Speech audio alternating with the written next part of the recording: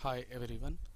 In the previous video we have studied about the three types of statement, and in this video we will be studying about the selection statements. There are three types of selection statements: if else and switch. As we have already told you that selection statements are used to execute a particular block of statements if a particular conditions matches.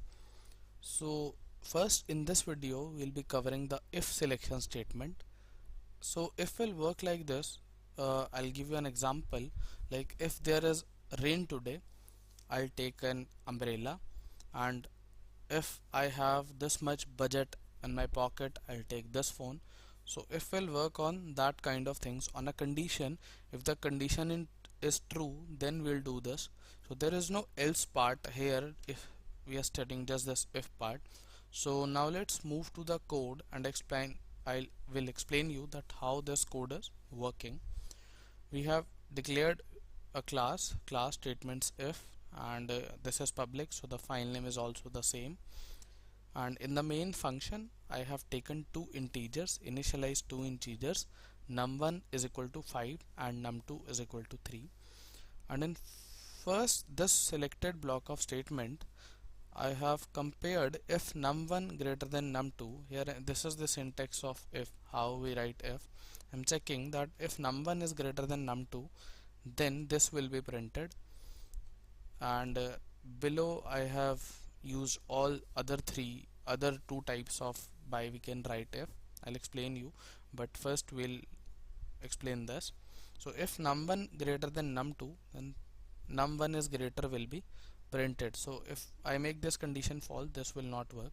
So I'll just compile it first to show you that how this is working. So java c statements score f dot java. See, there is no error in the file. Now I'll run it. Underscore f. See, num1 is greater. Just ignore the other output. You first need to understand that how num1 is greater is coming. So this condition is true and num1 is greater is printing. Now I'll make this condition false, and I just saved it and run it again. See, so now just the one statement is working. You have to ignore it for now. So num1 is greater is not printing because this condition is false. So this block will only work if this condition is true. Now if you remember, in C and C++ we have told you that every other value except 0 is true, even if it's a negative number. But in Java the numbers are not true. There is true is written like this boolean type, true and false.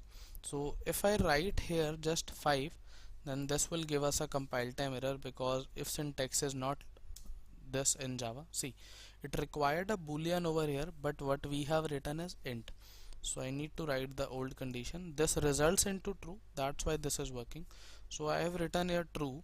So now this will work because this is true. I'll just again save it and compile it. See, now the other, now you can see the other line, it is working on true. So it is working on true. And in the next condition I have written here false. As you can already see the output that this line is not printing, so it is not working on false, it will only work on true. If the condition is true, this block of statement will execute.